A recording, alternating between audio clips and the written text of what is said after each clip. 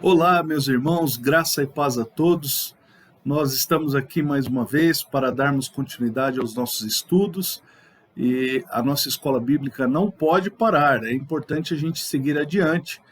E eu espero, em nome do Senhor, que os irmãos estejam tirando o máximo proveito de todo o conteúdo que nós estamos disponibilizando para a vida da igreja, tá joia? Amados, nós estamos estudando os sermões de Jesus no Evangelho segundo Mateus. E os sermões de Jesus realmente são, assim, talvez, um dos maiores tesouros que nós encontramos registrados no conteúdo do Evangelho segundo Mateus e que nos ajudam muito a uma vida de discipulado, a uma vida na qual nós estaremos sendo edificados, crescendo e estaremos sendo fortalecidos no Senhor. Então, eu espero em nome do Senhor Jesus que nessa aula algo de especial aconteça contigo. Nós estamos falando sobre o terceiro sermão, que trata da questão das parábolas e do reino de Deus, ou reino dos céus, como prefere utilizar a expressão Mateus, não é? E a gente vai então dar hoje continuidade e, se o Senhor assim permitir, estaremos encerrando essa aula ainda hoje, tá ok?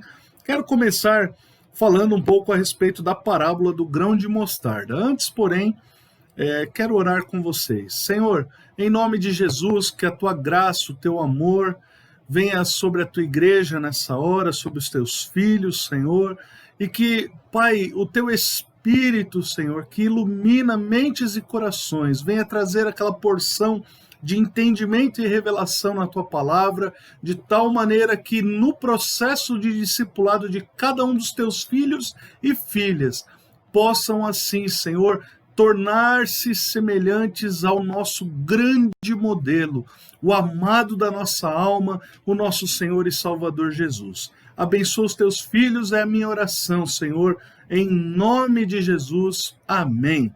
Amém. Glória a Deus. Então, Evangelho de Mateus, capítulo 13, versículo 31. Irmãos, veja que linda esta parábola, a parábola do grão de mostarda. Outra parábola lhes propôs, dizendo: o reino dos céus é semelhante a um grão de mostarda que um homem tomou e plantou no seu campo, o qual é, na verdade, a menor de todas as sementes, e crescida é maior do que todas as hortaliças, e se faz árvore, de modo que as aves do céu vêm aninhar-se nos seus ramos. Vamos começar então tratando um pouquinho desta parábola. Meus irmãos, nós já observamos na aula anterior a parábola do joio e do trigo. E aquela parábola, assim como a parábola do semeador também. Essas parábolas nos mostram que, de maneiras diferentes, não é? A parábola do semeador mostra que a semente que é semeada nos diversos tipos de solo são, na verdade, a palavra de Deus. As sementes são a palavra de Deus que é semeada nos diversos tipos de corações humanos. Nas parábolas do joio e do trigo, nós entendemos e aprendemos que o campo é o mundo e as sementes que são semeadas no campo são os filhos do reino. E juntamente com os filhos do reino, veio um inimigo e semeou o joio. Quer dizer, nós aprendemos que no mundo há os filhos do reino e os filhos de Satanás. Isso o Senhor Jesus nos ensinou na parábola do trigo e do joio. Na parábola do grão de mostarda, nós temos uma dinâmica um pouco diferente, na qual o Senhor Jesus pretende nos mostrar, nos revelar, que o reino dos céus ele é um reino cuja aparência inicial, cuja chegada não é nada de tão impactante, nada de tão aparentemente relevante. Veja, um grão de mostarda é uma semente insignificante. O grão de mostarda é algo quase que desprezível, não é verdade? Mas, quando é semeado no campo, ela se torna a maior das hortaliças, de forma que vêm as aves do céu e fazem nela os seus ninhos. O que isso significa? Que lições poderosas nós podemos tirar desse texto? A primeira coisa que eu gostaria, então, de falar, amados, é que seja o grão de mostarda comparado a palavra de Deus, ou seja, o grão de mostarda comparado aos filhos do reino, seja uma coisa, seja outra, num primeiro momento, essas coisas podem parecer não ter grande significado, não é? uma mensagem pregada, um filho de Deus que chega numa determinada cidade, essas coisas não parecem causar nenhum espanto ou parecem não ter grande relevância. Contudo, amados, o reino dos céus, ele é crescente. O reino dos céus, ele se expande, ele cresce, ele se fortalece, ele se torna abrigo, ele se torna amparo, não é? Então é disso que está falando a parábola do grão de mostarda. Quer dizer, aquilo que aparentemente é irrelevante, uma vez semeado, se torna poderoso. Então aquilo que uma vez semeado se torna poderoso, ele se torna poderoso para abrigar. É por isso que vêm as aves do céu e fazem nele os seus ninhos, não é? Então, a igreja, ela tem esse significado, né? Veja que os discípulos de Jesus, eles costumam se reunir, eles precisam ter uma vida de comunidade, uma comunidade de discípulos, não é? Uma comunidade que ama a Deus. E essa comunidade de pessoas que amam a Deus e que entregam as suas vidas e que desejam aprender diariamente com o Senhor Jesus e que desejam viver com o Senhor Jesus, essa comunidade, amados, ela se torna então abrigo para que pessoas venham, para que pessoas sejam acolhidas, para que pessoas possam ali instruir os seus filhos, ter os seus filhos, criar a sua família, estabelecer a sua família e, acima de tudo, encontrar nesse lugar um lugar de segurança. Então o reino dos céus, ele oferece abrigo, o reino dos céus oferece segurança, o reino dos céus abençoa aqueles que se aproximam, e isso é maravilhoso. Então talvez a grande mensagem, ou uma das principais mensagens que nós podemos extrair desse texto, é justamente isso. Agora, vamos ver o que diz a parábola do fermento. Veja, versículo 33 de Mateus capítulo 13 diz assim: disse-lhes outra parábola. O reino dos céus é semelhante ao fermento que uma mulher tomou e escondeu em 3 medidas de farinha até ficar tudo levedado.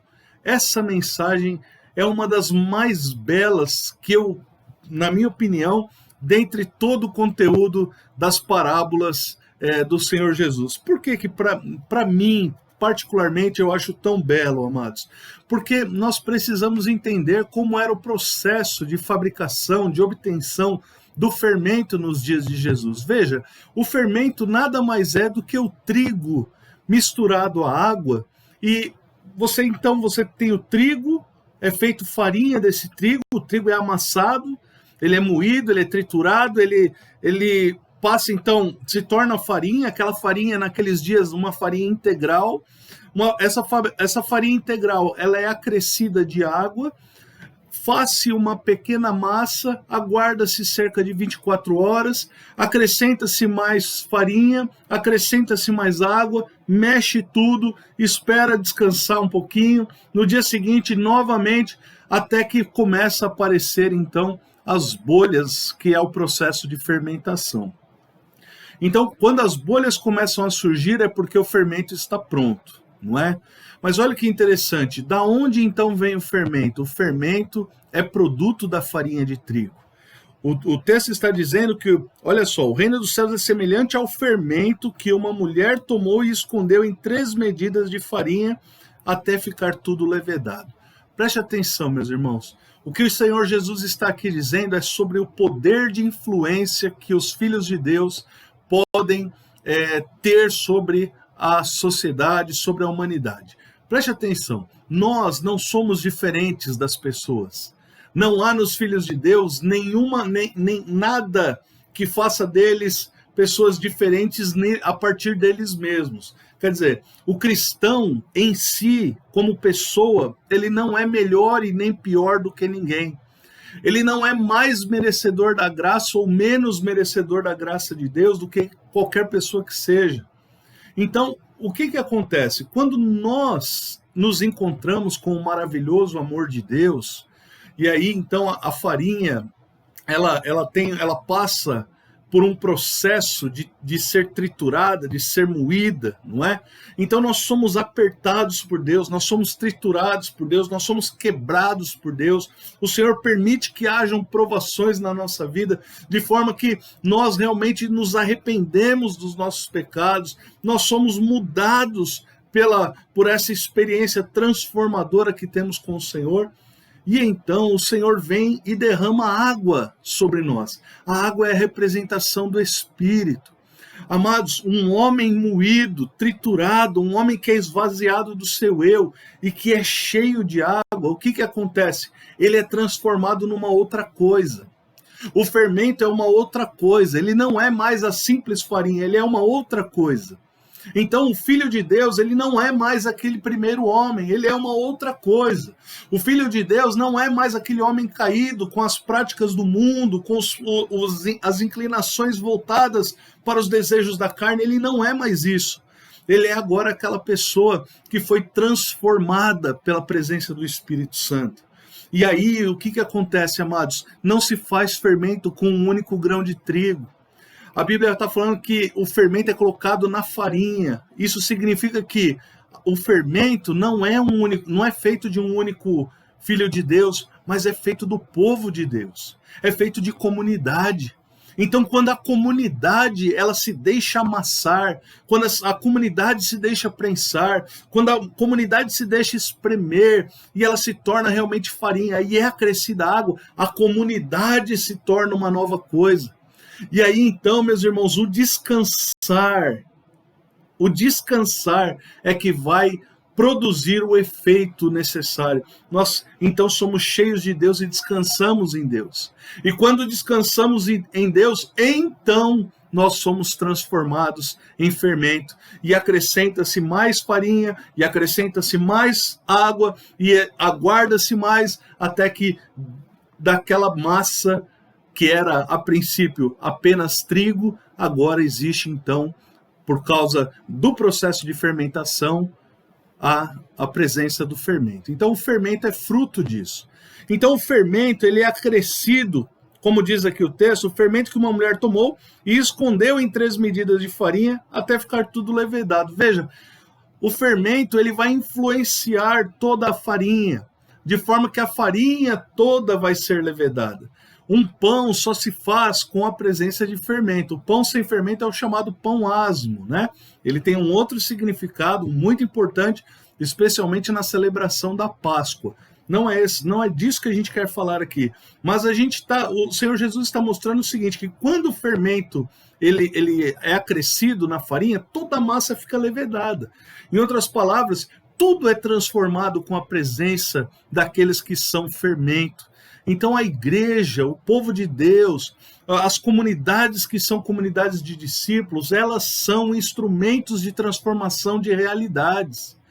Veja, amados, nós fomos chamados por Deus para sim sermos espremidos, para sermos provados, para sermos aperfeiçoados, mas jamais sem a presença do Espírito, mas jamais sem o deleite do descanso. Veja que tremendo. E quando nós experimentamos dessas coisas, nós nos tornamos aptos para sermos influenciadores. Sabe, hoje em dia, queridos, a farinha está por aí espalhada, e o que tem caído sobre elas é um fermento diferente, não é? Jesus falou sobre outros tipos diferentes de fermento. Ele disse, por exemplo, em certa ocasião aos seus discípulos o seguinte: acautelai-vos do fermento dos fariseus. Quer dizer, que tipo de fermento é esse? Que influência é essa que os fariseus impunham? É lógico, era um discurso vazio. Eles ensinavam coisas que era visível aos homens, mas o coração estava distante de Deus. Eles faziam e exigiam práticas das pessoas, mas eles não tinham o coração apegado a Deus, não reconheciam a Cristo como Senhor. Então existem outros tipos de fermentos. Que fermentos existem sobre a humanidade nos nossos dias? Que tipos de influência, não é? São as influências partidárias, talvez? São as influências que nós vemos aí de uma religiosidade vazia, sem profundidade? O que tem nos nossos dias e que nos impede muitas vezes de ver a transformação necessária sobre o mundo que nós vivemos? Eu e você estamos sendo chamados, queridos, por Deus, a partir dessa simples aula, a nos tornarmos fermento nas mãos do Senhor. Para que eu e você sejamos fermento, uma comunidade de discípulos que é fermento, é necessário deixarmos-nos moer, deixarmos-nos realmente esmiuçar pelo moinho de Deus. E quando isso acontece, nós recebemos água e nós descansamos. Percebe, amados? Esse é o processo de Deus para fazer de mim e de você algo útil para a transformação de vidas. Deus quer usar a nossa vida, não é? Mas para que nós sejamos influenciadores, primeiro precisamos ser trabalhados. E esse processo de agir e trabalhar do moinho de Deus, muitas vezes maltrata a nossa, digamos assim, a nossa forma de ser. Não é? É necessário renúncia, é necessário um posicionamento, é necessário firmeza, decisão, é necessário realmente abandonar as práticas antigas e dizer: Senhor, eis-me aqui, não quero ser nada além daquilo que o Senhor quer que eu seja. E isso é tão especial, isso é tão maravilhoso, que Deus permita que eu e você sejamos uma grande comunidade de discípulos, amém? Então, esta é uma parábola linda, maravilhosa, a parábola do fermento. E Jesus continua falando em parábolas. E a próxima parábola que eu quero citar está registrada no versículo 44, que é a parábola do tesouro escondido, que diz assim: o reino dos céus é semelhante a um tesouro oculto no campo, o qual certo homem, tendo achado, escondeu, e transbordante de alegria, vai, vende tudo o que tem e compra aquele campo. Olha que coisa linda! O que Jesus está falando agora? Veja, Jesus então ele assemelha o reino dos céus. Primeiro, a palavra de Deus que é semeada no coração dos homens. Depois, o reino dos céus são os filhos do reino, e há distinção entre filhos do reino e filhos de Satanás. Depois, o reino dos céus é algo que é crescente e abriga as pessoas, como grão de mostarda. Depois, o reino de Deus é algo que influencia as pessoas, como a parábola do fermento. E agora, na parábola do tesouro escondido, Jesus deixa claro que o reino dos céus é algo que tem valor, que tem custo. Veja, amados, qual é o tesouro oculto no campo? Eu creio de todo o meu coração que o tesouro que o homem encontra no campo, o tesouro oculto que o homem encontra no campo, é a nossa salvação. Esse é o tesouro, não é? Ele é o tesouro e ele tem um valor sem comparações. Por quê? Porque esse tesouro, o valor dele é demonstrado no precioso sangue de Jesus, que foi vertido na cruz do Monte Calvário há 2000 anos atrás. Por isso, o valor é sem precedentes, vale mais do que o mundo inteiro. Vale mais que o universo criado, vale mais do que todas as coisas. É o Filho de Deus entregue por nós na cruz. Portanto, quando nós encontramos a salvação, apesar de nós encontrarmos a salvação, significa que nós fomos por Deus encontrados. E aí, amados, é que está a grande chave, porque a representação dessa parábola agora, ela vem mostrar qual deve ser a minha e a sua reação quando nós somos então salvos pelo Senhor. Veja, aquele homem que encontrou um tesouro no campo, ele sai, primeira coisa, transbordante de alegria. Quem está salvo não vive mais triste, abatido, sem esperança, não é? Ele sai transbordante de alegria. Por quê? Porque não há mais nada a perder, não há mais nada o que temer, não é? Eu não vou, até a morte que certamente nós vamos enfrentar já não significa mais nada, porque já está vencida, nós vamos viver eternamente com o Senhor. Então, tudo que poderia eventualmente nos causar dano, já não causará mais. Ainda que a gente possa sofrer pequenas coisas nesse mundo cheio de tribulações, isso tudo é passageiro. Logo nós vamos estar no lugar eterno. Então, veja que coisa maravilhosa. E transbordante de alegria, vende tudo o que tem e compra aquele campo. Que coisa mais linda, não é? Isso fala da importância que aquele homem e o valor que aquele homem atribui à sua salvação. A salvação é algo que nos deve ser caro. A salvação é algo que nos deve ser importante. Ora, eu recebo da parte de Deus a salvação, eu recebo da parte de Deus esse privilégio maravilhoso, só que eu não reajo a ele. É impossível que isso seja verdade, amados. Quando nós somos salvos, irmãos, então Jesus se torna a pessoa mais importante dentre todas as coisas da nossa vida, não é? É por isso que aquele homem vendeu tudo que tinha e comprou aquele campo. O que essa parábola quer dizer, meus irmãos, é que realmente nada mais importa além disso. Nada mais importa. O que importa é ter o tesouro. O que importa é ter a salvação. Talvez isso faça alguém pensar assim, nossa, mas então a gente tem que ser radical como cristão. Não há cristão verdadeiro que não seja radical. Não há discípulo cristão verdadeiro que não seja verdadeiramente radical nesse sentido. Não é? Não aquele radicalismo, por favor, né? Não aquele radicalismo que leva a guerras, não aquele radicalismo que leva ao ódio. Isso aí não é esse fundamentalismo, né? Como assim alguns gostam de chamar, mas, amados, um radicalismo no sentido de viver inteiramente, completamente, totalmente para Deus, para Jesus, tendo Jesus como o grande tesouro da nossa vida, a salvação como o grande tesouro da nossa vida, entende? Então, é por isso, ele tem valor, tem preço, tem custo para nós, não é? E esse custo significa renúncia. Nós tínhamos as propriedades no mundo, nós tínhamos a nossa vida no mundo, nós tínhamos as coisas que antes eram importantes para nós. Nós abrimos mão dessas coisas, nós abrimos mão desses tesouros baratos, porque agora nós temos o grande tesouro da nossa vida. Veja, é interessante isso, porque a parábola seguinte é a parábola da pérola, e ela vem contribuir para o entendimento da parábola do tesouro escondido. Ele diz assim, olha, a parábola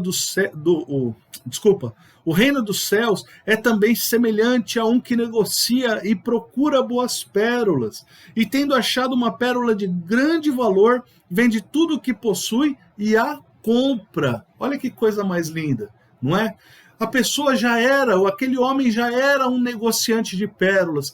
Queridos, nós temos pérolas de grande valor ao longo da vida, todo ser humano tem, todo ser humano possui as suas próprias pérolas, não é? Talvez a pérola mais importante que todo mundo tem é a família, não é? Então, quem tem uma família tem um tesouro, quem tem um pai tem um tesouro, quem tem uma mãe tem um tesouro, quem tem um filho, um esposo, uma esposa tem um tesouro, a família é um tesouro, não é? Então, nós temos tesouro, e um tesouro muito especial, que são amigos, que são tesouro na nossa vida. Agora, veja, todas essas pérolas, elas são de menor valor. Existe uma pérola de maior valor. Quem é a pérola de grande valor que esse homem procurava? Não é? Isso é uma representação de que todos nós, quando encontramos a Jesus, todas as demais pérolas, elas realmente se colocam numa condição de valor inferior. Por quê? Porque Jesus é a coisa mais importante que nós temos, não é? Então, talvez você esteja dizendo assim, pastor, mas quer dizer então que o cristão, ele não deve dar valor à família? Preste atenção, meu irmão. A pérola de grande valor, ela vale tanto que dentro dela está embutido o valor de todos os demais valores menores. É por isso que vendendo tudo, é como se, o que a parábola está dizendo, foi negociado, ou seja, foi vendido tudo para adquirir aquela. Naquela está embutido o valor de todas as demais. Quando eu amo a Jesus, o meu amor por ele faz com que eu ame também a minha família. Quando eu tenho Jesus como a pessoa mais importante da minha vida, a minha família é devidamente valorizada, os meus amigos são devidamente valorizados, os meus familiares são devidamente valorizados, porque eu amo Jesus. Quando eu não amo Jesus, então eu não sei amar as pessoas. Quando eu não amo Jesus, eu não sei realmente transmitir esse amor a quem quer que seja. Então eu tenho pequenas pérolas e me apego a elas. Veja, o que Jesus está dizendo é assim, olha, existe uma pérola que quando você tem, todas as outras estarão embutidas nela. Todos os valores, tudo aquilo que custa as demais estará colocado naquela única pérola. E isso é maravilhoso, não é? É claro, queridos, que quando nós, não é, Jesus ele fala, por exemplo, né, aquele que não deixar pai e mãe por amor de mim não é digno de mim. Isso significa que se as pequenas pérolas que nós temos, elas estão contrárias, por exemplo, à vontade de Deus para a nossa vida, essas pérolas precisam ser descartadas, ainda que seja um pai e uma mãe. O que isso significa? Significa que a grande pérola é o grande tesouro realmente da nossa vida, não é? Às vezes, na experiência cristã, as famílias demoram algum tempo para vir ao Senhor, e às vezes muito tempo. Um único membro de toda uma família se converte e esse membro paga um preço alto por isso. Muitas vezes ele é obrigado a deixar o convívio da família porque a família não aceita Jesus. A família não aceita que essa pessoa se converte. As pessoas estão vivendo em inimizade contra Deus, em rebeldia contra Deus. E isso é muito difícil. Agora, o que se converteu encontrou o grande tesouro. Ele não vai trocar o grande tesouro pelos tesouros menores. Porque por mais que ele ame o pai, a mãe, os irmãos, eles não vão poder dar a ele o que só Jesus pode dar, que é salvação. Então, Jesus é a grande pérola da nossa vida, amados, não é? É claro que todos nós, quando vivemos essa situação, nós nos entristecemos pelas pessoas que não compreendem a grandeza do valor dessa pérola que nós encontramos. E é por isso que nós devemos ser, nesse caso, não é? O fermento, para influenciá-las positivamente.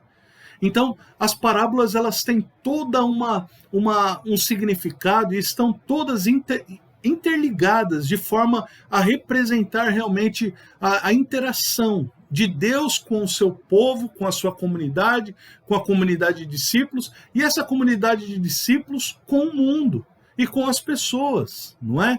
Então, nós somos instrumento de Deus, amados, para testemunharmos das maravilhas do Senhor e da sua maravilhosa graça, não é?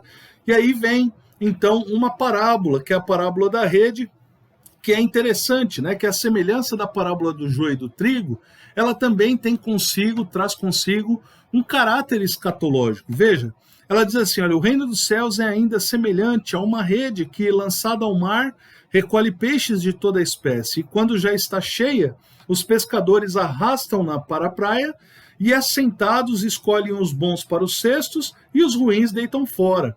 Assim será na consumação dos séculos. Sairão os anjos e separarão os maus dentre os justos e os lançarão na fornalha acesa. Ali haverá choro e ranger de dentes. Veja que texto tremendo, né? Quer dizer, Jesus está dizendo assim, olha, o reino dos céus é como uma rede. É como se o reino dos céus chegasse sobre a terra e envolvesse uma grande quantidade de pessoas e arrastasse para junto de si. No entanto, mesmo nessa quantidade de pessoas, haverão aqueles que não são de fato os que deverão entrar na eternidade juntamente com Jesus, não é? Então, o que o Senhor está deixando claro é que haverá sim, no meio de todos aqueles que fazem parte ou que participam ativamente da vida da igreja, os que são verdadeiramente salvos e os que não são. O joio vai crescer no meio do trigo, não é? Então, meus irmãos, olha que coisa importante, né? Nós entendermos aqui. Isso é o Senhor Jesus quem está nos ensinando na parábola da rede. Eu fico pensando que, puxa, o mundo é tão grande, não é? Assim como o mar é tão grande, e a rede, ela abraça uma quantidade pequena de peixes para trazer para a praia. E ainda assim, daquela quantidade que foi abraçada, ainda há uma seleção, de forma que os ruins são descartados. Ou seja, além dos que ficaram no mar, só uma pequena porção é levada para o cesto, não é? Então aí a gente vê que realmente muitos são chamados, poucos são escolhidos, meus irmãos. não é? A escolha, Deus ele realmente tem para si um povo separado, um povo escolhido, não é? E que realmente, quando comparado com a vasta quantidade de pessoas e habitantes do planeta ao longo dos tempos, é um grupo ainda relativamente pequeno, não é? Então, nós devemos refletir a respeito dessas coisas. Ora, se nós somos povo de Deus, se nós somos filhos de Deus, veja, quem são aqueles que serão separados, né, para serem descartados? Aqueles que são maus. E os outros são bons? Não, eles não são bons, eles são justos. Eles são justos porque foram justificados por Jesus. Eles são justos porque a justiça de Deus em Cristo foi compartilhada com eles, foi lançada sobre eles, não é? Então, esses, por meio da fé, e conforme Romanos 5:1, né, foram justificados por meio da fé, então eles são colocados no cesto, eles são levados para o lugar apropriado, eles são guardados na eternidade juntamente com Deus, ao passo que os demais, infelizmente, não serão assim. Que Deus nos dê graça, queridos, para compreender, não é, estas parábolas e aprofundar o nosso entendimento nesses textos. Eu quero, assim, convidar você a compreender e perceber como Jesus termina essa mensagem. Ele diz assim, olha, entendestes todas estas coisas? Responderam-lhe, sim. Então lhes disse, por isso todo escriba versado no reino dos céus é semelhante a um pai de família que tira do seu depósito coisas novas e coisas velhas. Do que Jesus está falando assim? Olha, o escriba é aquela pessoa que nos dias de Jesus tinha um grande conhecimento do Antigo Testamento, dos escritos antigos, dos escritos que diziam respeito à lei, aos profetas e aos demais escritos. Eram pessoas que estavam constantemente tendo acesso, copiando aqueles textos, não é? Mas, quando versados no reino dos céus, então eles tiram do seu tesouro coisas boas, coisas novas e coisas velhas. Isso nos traz um grande entendimento, amados, de que nós devemos buscar conhecer todo o conteúdo da palavra de Deus, porque toda a Escritura nos revela Cristo. Toda a palavra de Deus aponta para Jesus, toda a palavra de Deus nos faz perceber a grandeza do amor do Senhor Jesus por nós. Toda a palavra de Deus, ela é fonte de inspiração e de vida para a nossa vida, entende? Então, quando nós realmente mergulhamos nas Escrituras, quando nós realmente buscamos conhecer a palavra de Deus, nós estamos em busca de conhecer ao próprio Deus, de conhecer ao próprio Senhor, porque a palavra de Deus é como o próprio Deus falando conosco, não é? Eu gosto muito de uma forma como minha esposa fala às crianças sempre, e a minha esposa, quando dá aula para as crianças, ela fala que a Bíblia é a boca de Deus, né? Como se Deus estivesse falando. E isso é uma representação tão bela, tão bonita, de que, de fato, o Senhor fala conosco, não é pela palavra. O Espírito Santo nos ilumina e aquilo que o texto está nos revelando enche o nosso coração e nos transforma. E isso deve ser uma constante na nossa vida. Eu quero te perguntar, quanto tempo você tem dedicado ao estudo da palavra? Quanto tempo você tem procurado desvendar estas coisas que são concernentes ao reino dos céus? Amados, chegou o tempo da igreja se despertar, a amar a Jesus acima de todas as coisas. Veja, as pérolas de pequeno valor precisam ser descartadas. O tesouro que foi encontrado, o campo onde ele está precisa ser adquirido. Nós não podemos ficar guardando dinheiro para outros campos, para outros tesouros. Há um tesouro que nos importa, há uma pérola que nos importa e deve ser adquirida. Porque do contrário, meus irmãos, nós não estamos compreendendo o que é o reino dos céus. E do contrário, quando a semelhança dessa rede que traz os peixes para o mar, logo vai chegar o dia em que os anjos de Deus virão. E os anjos de Deus vão separar os maus dos ruins. E Deus permita que nós estejamos guardados, a semelhança do trigo nos celeiros de Deus, a semelhança dos bons peixes nos cestos de Deus, e não sejamos lançados naquele lugar onde haverá choro e ranger de dentes. A Bíblia não é para que nós fiquemos aterrorizados, ela é uma palavra de esperança, mas ela não é uma palavra barata. Ela não é uma palavra que não nos custa nada. Ela não é uma palavra que não nos faz reagir a ela de alguma maneira. E a nossa primeira reação, ela deve ser em arrependimento. Mas desse arrependimento devem haver desdobramentos, meus irmãos. O Filho de Deus precisa entender que depois que se arrepende, depois que ele é justificado, ele tem todo um processo de santificação na sua vida. Ele deve se apegar com Deus a ponto de viver para servi-lo e realizar a sua vontade, porque isso nos importa. Isso é o que importa para a comunidade dos discípulos, fazer a vontade do seu Senhor, fazer a vontade do seu Mestre. Todas as demais coisas são de menor importância, amados. Nós encontramos Jesus, o que pode importar mais para a gente? Nós temos Ele e Ele nos tem, nós somos dele e Ele é nosso. Ora, se isso é verdade, o que nos preocupa? O que nós precisamos? Nós não precisamos de nada. Você não precisa de mais nada e eu também não preciso. O que Ele tem nos dado é suficiente e nós desfrutamos isso em forma de bênçãos que nos cercam. Ele nos traz as pessoas, Ele nos traz a nossa família, nós convivemos em comunidade com eles, e isso é maravilhoso, não é? Que Deus esteja falando ao seu coração por essa palavra, meu irmão. Que esse estudo, que essas 3 etapas aqui que nós usamos para falar sobre o reino de Deus e as suas parábolas, possa mexer profundamente com o seu coração. Nós ainda temos mais 2 sermões e, com a graça de Deus, nós vamos concluir todo o estudo nesse evangelho. E será um tempo assim precioso. Todos eles estão registrados, não é? Então você pode pegar todo esse conteúdo lá no nosso canal e estudar, ouvir, meditar novamente. Tenho certeza que Deus vai acrescentar na sua vida, tá bom? E amados, que Deus assim então esteja nos abençoando para que venhamos a ser essa comunidade de discípulos que ama a Deus acima de todas as coisas, que ama o próximo como a nós mesmos, não é? E que nisso o nome do Senhor se torne conhecido e seja glorificado, em nome de Jesus. Deus abençoe sua vida, um excelente dia. Amém.